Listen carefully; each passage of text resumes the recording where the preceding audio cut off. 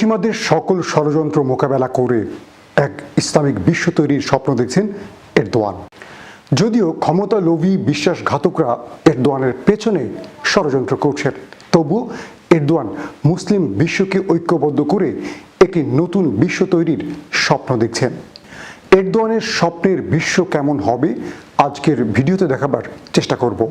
Open দাইস মানে সত্যকে সত্য বলা, মিথ্যেকে মিথ্যে বলা। আমরা শোনা কথা নয়, চোখে যা দেখি তাই বলি। আসসালামু আলাইকুম, সবাইকে স্বাগত জানাই মাসুম মাহবুব। রজব তৈয়ব এরদোয়ান পুরো বিশ্ব মুসলিমের কাছে একজন সুলতান, প্রিয় নেতা, প্রিয় লিডার। যখন পুরো পৃথিবীতে নির্যাতিত মানবতার পক্ষে কথা বলার কেউ থাকে না, তখন একটি কণ্ঠ সবার আগে আওয়াজ করে, আর সেটি হলো রজব তৈয়ব এরদোয়ানের কণ্ঠ। আসুন জেনে আসি এরদোয়ানের পরিকল্পনা এবং স্বপ্নের কথা। ওসমানী সালতানাতের পতনের পর ধীরে ধীরে আবারও শক্তিশালী দেশ হয়ে ওঠে তুরস্ক। প্রথম বিশ্বযুদ্ধের পর কামাল আতাতুর্কের নেতৃত্বে নতুনভাবে গড়ে ওঠে তুরস্ক। সেই তুরস্ক ছিল প্রচণ্ড পশ্চিমা ঘেঁষা ও সেকুলারিজমে ভরপুর একটি রাষ্ট্র। তখন তুরস্কের নতুন এই যাত্রাকে পশ্চিমা দেশগুলো স্বাগত জানিয়েছিল। কিন্তু ওসমানীয়দের 700 বছরের বেশি সময় ধরে চলা ইসলামী শাসন ব্যবস্থা এবং রীতিনীতিকে একেবারে মুছে দেয় কামাল আতাতুর্ক। সেই রীতিনীতিকে আবারও পুনরুজ্জীবিত করছেন রজব তৈয়ব এরদোয়ান, বর্তমানে তুরস্কের সুলতান। 2002 সাল থেকে রজব তৈয়ব এরদোয়ানের নেতৃত্বাধীন ইসলামী মূল্যবোধে বিশ্বাসী দল তুরস্কের ক্ষমতায় রয়েছে। 1923 সালে আধুনিক তুরস্ক প্রতিষ্ঠিত হওয়ার পর বর্তমান প্রেসিডেন্ট রজব তৈয়ব এরদোয়ানের হাত ধরেই দেশটিতে বেশ বড় কিছু পরিবর্তন এসেছে। এরদোয়ান সেকুলার তুরস্কের শরীরে ক্রমাগত আঘাত করে একটি ইসলামিক তুরস্ক প্রতিষ্ঠার স্বপ্ন দেখছেন। মধ্যপ্রাচ্যের রাজনীতিতে এখন তার ইশারায় অনেক সমীকরণ বদলে যায়। তিনি যে পুরোদস্তুর ইসলামী ভাবধারায় বিশ্বাসী, সেগুলো এখনও আরও প্রকাশ্যভাবে সামনে আসছে। রজব তৈয়ব এরদোয়ান যখন তুরস্ক সহ মুসলিম বিশ্বে ইসলামকে আবারও জাগাতে চাইছেন, তখন পশ্চিমারা তাকে স্বৈরাচার তকমা দিয়ে প্রচার করছে। 2016 সালের জুলাই মাসে সেনাবাহিনীতে এরদোয়ান বিরুদ্ধে এক অভ্যুত্থানের ঘটনা ঘটে। তুরস্ক ওই কুর জন্য আমেরিকায় অবস্থিত ফেতুল্লাহ গুলেনকে দায়ী করে থাকেন।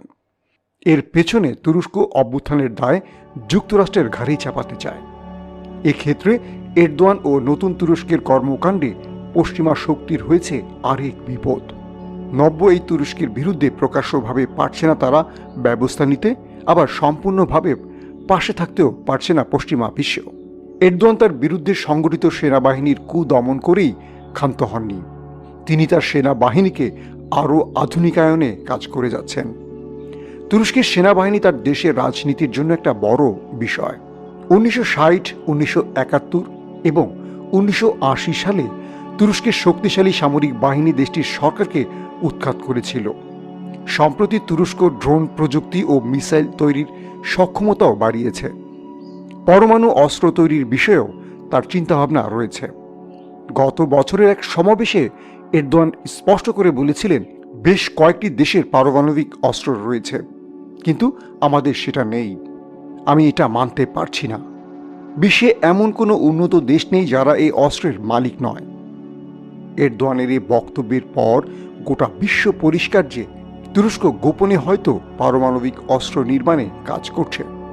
আবার কোনো কোনো দেশ এভাবেও বলেছে যে গোপনে তুরস্ক পারমাণবিক অস্ত্রের মালিক হয়েও গেছে। এরদোয়ান জানেন, কেবল রাজনৈতিক প্রজ্ঞা দিয়ে পৃথিবী জয় করা যাবে না। পৃথিবীকে জয় করতে হলে রাজনৈতিক, সামরিক এবং সাংস্কৃতিক বিজয়ের প্রয়োজন। আর তাই 2002 সালে ক্ষমতায় বসে এরদোয়ান নতুন এক তুরস্ক গঠনে নজর দিয়েছে। যে তুরস্ক সেকুলার রাষ্ট্র হলেও একটি ইসলামিক আদর্শের রাষ্ট্র হিসেবে পৃথিবীর কাছে পরিচিত হচ্ছে। কূটনৈতিকভাবে পাকিস্তানের প্রধানমন্ত্রীর সঙ্গে এরদোয়ানের সম্পর্ক বর্তমান সময়ে বেশ চোখে পড়ার মতো। যখন তুরস্ককে পারমাণবিক শক্তিধর রাষ্ট্র বানিয়ে ফেলছে বিশ্বের কিছু দেশ, তখন এরদোয়ানের নজর বিশ্বের শক্তিশালী মুসলিম দেশগুলোর উপর। তিনি একটি ভ্রাতৃত্বের বন্ধনে মুসলিম বিশ্বকে এক করতে চাইছেন। কূটনৈতিকভাবে পাকিস্তানের প্রধানমন্ত্রীর সঙ্গে এরদোয়ানের সম্পর্ক বর্তমান সময় বেশ চোখে পড়ার মতো। মালয়েশিয়ার সাথেও বোঝাপড়া ভালোই। অন্যদিকে বাংলাদেশের সঙ্গে তিক্ততা কাটিয়ে আবার বন্ধুত্বে মনোযোগ দিয়েছে এরদোয়ান। বর্তমানে বাংলাদেশের সঙ্গেও তুরস্কের সম্পর্ক বেশ ভালো যাচ্ছে। অপর পাশে আজারবাইজানের সঙ্গে তুরস্কের রয়েছে খুবই ভালো সম্পর্ক এবং বন্ধুত্ব। পাশাপাশি তিক্ততা কাটিয়ে ইরানের সঙ্গেও ভালো পথ চলছে তুরস্ক।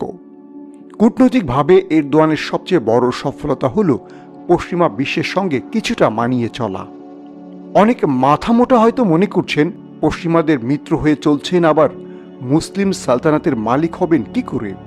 তবে রাজনৈতিক বিশ্লেষকরা বলছেন এরদোয়ান তালেবান নীতির পরিবর্তে একটি আধুনিক নীতি গ্রহণ করেছেন, যেখানে পশ্চিমারা তার বন্ধু হবে, পাশাপাশি ইসলামী বিশ্ব তার নেতৃত্বে চলবে।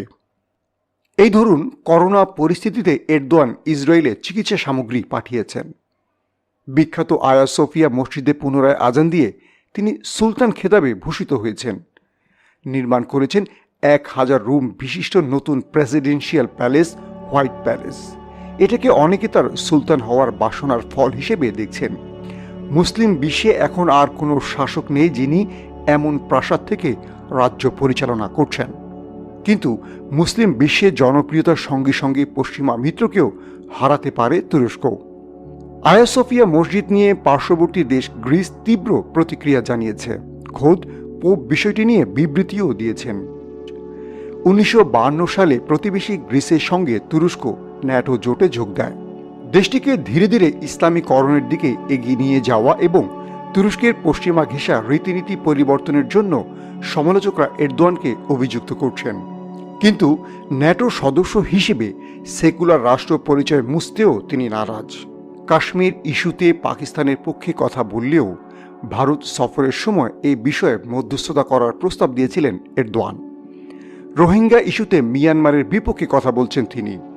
উইঘুরের পক্ষে বলিষ্ঠ কণ্ঠ তাকে মুসলিম বিশ্বের জনপ্রিয়তার শীর্ষে তুলেছে। তবুও কিছু মুসলিম দেশ তার আচরণে অসন্তুষ্ট। এরদোয়ানের মস্তিষ্ক যে তুর্কিদের হারানো গৌরব পুনরুদ্ধার কাজ করছে তা অনেকটা পরিষ্কার। তুর্কিরা অটোমান সাম্রাজ্যের উত্তরসূরি। ঐতিহ্যগতভাবে তুর্কি সাম্রাজ্য বা অটোমান সাম্রাজ্য ছিল একটি ইসলামী সাম্রাজ্য। প্রথম উসমানের পিতা আর্তুগুল গাজী ছিলেন প্রকৃত অর্থে ওসমানী সাম্রাজ্যের প্রতিষ্ঠাতা। প্রথম ওসমান 1299 সালে সেলজুক সাম্রাজ্য কর্তৃক উত্তর পশ্চিম আনাতোলিয়ার দায়িত্ব পান। তিনি সেলজুক সাম্রাজ্যের প্রতি অনুগত থাকলেও সাম্রাজ্যের ক্রান্তি লগ্নে স্বাধীনতা ঘোষণা করে এবং ধীরে ধীরে একটি বৃহৎ সালতানাত প্রতিষ্ঠা করেন। ওসমানীয় সাম্রাজ্য সুদীর্ঘ 700 বছরেরও বেশি সময় ধরে প্রাচ্য ও পাশ্চাত্যের যোগাযোগের কেন্দ্র হিসেবে কাজ করেছে। তবে দীর্ঘদিন ব্যাপী ইউরোপীয়দের তুলনায় সামরিক ক্ষেত্রে পিছিয়ে পড়ে তারা। ধারাবাহিক অবনতির ফলে সাম্রাজ্য ভেঙে পড়ে এবং প্রথম বিশ্বযুদ্ধের পর সম্পূর্ণ সাম্রাজ্য বিলুপ্ত হয়ে যায়। এরপর আনাতোলিয়া নতুন প্রজাতন্ত্র হিসেবে আধুনিক তুরস্কের উদ্ভব ঘটে। পশ্চিমা কিংবা ইউরোপীয়রা জেনে গেছে এরদোয়ানের স্বপ্নের কথা, আর তাই প্রতিটা ক্ষেত্রে তুরস্ক কিংবা এরদোয়ানকে চাপে রাখার চেষ্টা করছে তারা। তারপরও এগিয়ে চলছে এরদোয়ান। তুরস্কের বর্তমান শাসক রজব তাইয়েপ এরদোয়ান মধ্যপ্রাচ্যের অন্যান্য মুসলিম শাসকদের মতো নন। তার দল একে পার্টি প্রকাশ্য ইসলামী দল না হলেও তাদের মূল এজেন্ডা ইসলাম এবং ইসলামী রাজনীতি। এরদোয়ান ছাত্র জীবন থেকেই এ রাজনীতির অংশ। সুতরাং আরব রাষ্ট্রের শাসকদের মতো ভোগবিলাস বা সম্পদের প্রাচুর্যে বিভোর থাকার চেয়ে বরং তার কাছে অতীত ঐতিহ্য গুরুত্বপূর্ণ এবং ইসলাম প্রতিষ্ঠা তিনি সবচেয়ে বেশি মনোযোগী। সহজ ভাষায় বলতে গেলে এরদোয়ান চাইছেন পুরো পৃথিবীতে একটি ইসলামী সালতানাত প্রতিষ্ঠা করতে, যেখান থেকে ইসলামী বিশ্ব আরও শক্তিশালী হবে এবং নির্যাতিত মুসলমানরা শোষণের বিরুদ্ধে ঘুরে দাঁড়াতে পারে, সেটিই চেষ্টা করছেন রজব তাইয়েপ এরদোয়ান। পুরো পৃথিবীতে ইসলাম এবং ইসলামের ঐতিহ্যকে আবারও ফিরিয়ে আনতে এরদোয়ান তার মিডিয়া সেলের মাধ্যমে তৈরি করছেন একটার পর একটা জনপ্রিয় সিরিয়াল। আর্তুগুল গাজীকে নিয়ে রাষ্ট্রীয় পৃষ্ঠপোষকতায় তৈরি হয়েছে মেগা সিরিজ দি রিলিজ আর্তুগুল। যে সিরিয়ালটি পৃথিবীর ইতিহাসের সবচেয়ে জনপ্রিয় সিরিয়াল হিসেবে ইতিমধ্যে স্বীকৃতি পেয়েছে। পরবর্তী নির্মাণ করেছেন ইউনুস বুয়ুক সেলজুক, কুরুলুস ওসমান সহ আরও প্রচুর সিরিয়াল। পরবর্তীতে ওসমানী সালতানাতের শেষ সুলতান আব্দুল হামিদকে নিয়েও সিরিজ নির্মাণ করেছে তুরস্ক। সেকুলার তুরস্কে পশ্চিমা আদলে যে মিডিয়া তৈরি হয়েছে, সেখান থেকে রজব তৈয়ব এরদোয়ানের তুরস্ক ভিন্ন পথে হাঁটছে। বলতে গেলে ইসলামী সংস্কৃতিকে ফিরিয়ে আনতে একটি শক্তিশালী চ্যালেঞ্জ হিসেবে গ্রহণ করছে মিডিয়াকে এরদোয়ান সরকার। আরব রাষ্ট্রের শরিয়া বোর্ডগুলো তুরস্কের সিরিয়ালগুলোকে নিষিদ্ধ করেছে। তবে তুরস্ক সাংস্কৃতিক, সামরিক, কূটনৈতিক ও গণমাধ্যমের দিক দিয়ে সমান তালে এগিয়ে চলছে। বিশেষ করে টেলিভিশন নেটওয়ার্কের বলয়ে মুসলমানদের কাছে পৌঁছাতে প্রতিষ্ঠিত করা হয়েছে টিআরটি নামক নিউজ নেটওয়ার্ক। এই টিআরটি নেটওয়ার্কের মাধ্যমে যেমন সিরিজ প্রচার হচ্ছে, তেমনি বিশ্বের বিভিন্ন প্রান্তের খবর পুরো পৃথিবীতে পৌঁছে দিচ্ছে টিআরটি। অন্যদিকে এই এরদোয়ান মুসলমানদের আবেগের জায়গা বাইতুল মোকাদ্দাস নিয়েও আশার বাণী শোনাচ্ছেন। বাইতুল মোকাদ্দাস আবারও মুসলমানদের কাছে ফিরিয়ে আনতে চেষ্টা করছেন রজব তৈয়ব এরদোয়ান। অন্যদিকে এরদোয়ান নিজের দেশের সীমানার বাইরে সিরিয়ার একটি বিশাল অঞ্চল দখলে রেখেছেন। সিরিয়া ছাড়াও লিবিয়া ও কাতারে তুর্কি সেনা রয়েছে। গ্রিস, ফ্রান্সের প্রভাব কমাতে লিবিয়ার সঙ্গে চুক্তি করেছে তুরস্ক।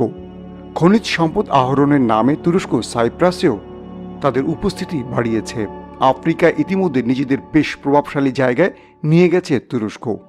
এরদোয়ান যুদ্ধ বিধ্বস্ত ও দুর্ভিক্ষগ্রস্ত সোমালিয়ায় ভ্রমণ করেন 2011 সালে। সেখানে সহায়তার নামে সামরিক ঘাঁটি স্থাপন করেন তিনি। তবে এরদোয়ানের বাসনা পূর্ণ হওয়ার সবচেয়ে বাধা হয়ে দাঁড়িয়েছে জাতিসংঘের নিরাপত্তা পরিষদ। দ্বিতীয় বিশ্বযুদ্ধের পর বিশ্বের পরিস্থিতি বদলে যায়। দুনিয়ার কর্তা হয়ে ওঠে 5 মোড়ল রাষ্ট্র: যুক্তরাষ্ট্র, ব্রিটেন, চীন, রাশিয়া ও ফ্রান্স। ফলে বিশ্বের বড় বড় সব সিদ্ধান্ত নেন এ দেশগুলো। এখানে তুরস্কের কোনো ভূমিকা রাখার সুযোগ নেই। ফলে এখানেও পরিবর্তন চান এরদোয়ান। গত বছর জাতিসংঘে আফ্রিকান বিজনেস ফোরামে তিনি একটি প্রস্তাব দিয়েছিলেন। তিনি বলেছিলেন, ওয়ার্ল্ড ইজ গ্রেটার দ্যান 5। এর আগেও তুরস্ক প্রায় 1 দশক ধরে জাতিসংঘের নিরাপত্তা পরিষদ পুনর্গঠনের পক্ষে জনমত তৈরির চেষ্টা করেছে। কামাল আতাতুর্কের তুরস্ক থেকে এরদোয়ান তার তুরস্ককে ইসলামী ভাবধারা ও ওসমানীয় খেলাফতের দিকে অধিক ধাবিত করছেন। এরদোয়ান এখন হোয়াইট প্যালেসে বসে চাচ্ছেন তুর্কিদের ইতিহাস ঐতিহ্যকে পুনরুদ্ধার করতে। অনেকেই মনে করেন সশস্ত্র বিপ্লবের মাধ্যমে পৃথিবীতে ইসলাম প্রতিষ্ঠিত হবে, কিন্তু এরদোয়ান মনে করেন শান্তিপূর্ণ উপায়ে পৃথিবীতে ইসলাম প্রতিষ্ঠা সম্ভব। ইতিমধ্যে তুরস্ক প্রত্যেকটা মুসলিম দেশের অভিভাবকে রূপ নিয়েছে, আর তার প্রধান কারণ বন্ধুত্ব এবং সহমর্মিতা। এদিকে ন্যাটোর মিত্র হয়ে আফগানিস্তানে 20 বছর থাকা তুরস্ককেও তালেবান বন্ধুরূপে গ্রহণ করেছে। যদিও তালেবান এবং এরদোয়ানের রাজনীতির মধ্যে চিন্তার পার্থক্য রয়েছে। তালেবান চাইছে সশস্ত্র সংগ্রামের মাধ্যমে ইসলাম প্রতিষ্ঠা করতে, আর এরদোয়ান চাইছে কূটনৈতিক, রাজনৈতিক এবং প্রজ্ঞার মাধ্যমে পুরো পৃথিবীর কাছে ইসলামকে প্রতিষ্ঠা করতে। পুরো পৃথিবী সশস্ত্র ইসলামকে জঙ্গি তকমা দেয় বলে এরদোয়ান এই পরিকল্পনা গ্রহণ করেছে। এরদোয়ানের পরিকল্পনাকে কোনোভাবেই পশ্চিমারা জঙ্গি তকমা দিতে পারছে না, কিন্তু তালেবানের এই পরিকল্পনাকে পশ্চিমারা বরাবরই জঙ্গি তকমা দিয়ে থাকে, আর যে কারণে তালেবানের পাশে মিত্রর চেয়ে শত্রু বেশি রয়েছে। তবে বর্তমান প্রেক্ষাপটে তালেবানের বহু নেতা রয়েছেন যারা উন্নত দেশগুলোতে শিক্ষা অর্জন করেছেন।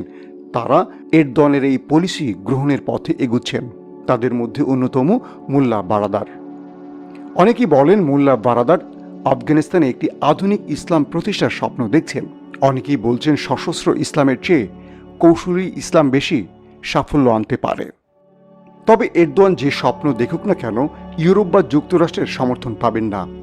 আবার মুসলিম বিশ্বে সৌদি আরব তথা আরব বিশ্ব এরদোয়ানকে এ বিষয়ে সমর্থন দেবে না বলেও মনে হচ্ছে। অন্যদিকে ইসরায়েল তার প্রভাবিত বলয় নিয়ে নতুন তুরস্কের বিরোধিতা করবে, এটাও এক বাক্যে বলা যেতে পারে। পুরো পৃথিবীর পশ্চিমা রাষ্ট্র, আরব রাষ্ট্র কিংবা স্বার্থপর রাষ্ট্রগুলোর বাধা বিপত্তি পেরিয়ে এরদোয়ান তার স্বপ্নের পথে কতদূর এগুতে পারবেন সেটি এখন দেখার বিষয়। তবে এইটুকু বলা যেতে পারে, বর্তমান বিশ্বে এরদোয়ান মুসলমানদের কাছে সবচেয়ে জনপ্রিয় একজন নেতা। পুরো বিশ্ব এরদোয়ানকে মুসলিম বিশ্বের লিডার মনে করছে। এরদোয়ান তার স্বপ্ন বাস্তবায়নে যতদূর এগিয়েছেন সেটুকু মুসলিম বিশ্বের জন্য অনেক বড় নেয়ামত বলে মনে করছে মুসলিম বিশ্বের বিভিন্ন প্রান্তের মুসলমানরা। প্রিয় দর্শক, সংক্ষিপ্ত সময়ে এরদোয়ানকে বিশ্লেষণ করা সম্ভব নয়। তারপরও আমরা চেষ্টা করেছি পুরো ভিডিওতে এরদোয়ানের স্বপ্নকে আপনাদের কাছে তুলে ধরার। আমরা মনে করি আগামী দিনে হয়তো এরদোয়ানের স্বপ্ন বাস্তবায়নের পথে আমরা বহুদূর এগোতে পারব। একটি ঐক্যবদ্ধ মুসলিম জাতি খুঁজে পাব যারা এক উদ্দেশ্যে পৃথিবীতে রাজ কায়েম করবে। প্রিয় দর্শক, আজকে শেষ করছি। আমাদের বিশ্লেষণ যদি ভালো লাগে অবশ্যই ওপেন দ্য আইজ ইউটিউব চ্যানেলটি সাবস্ক্রাইব করবেন। প্রত্যেকে ভালো থাকবেন। আল্লাহ হাফেজ।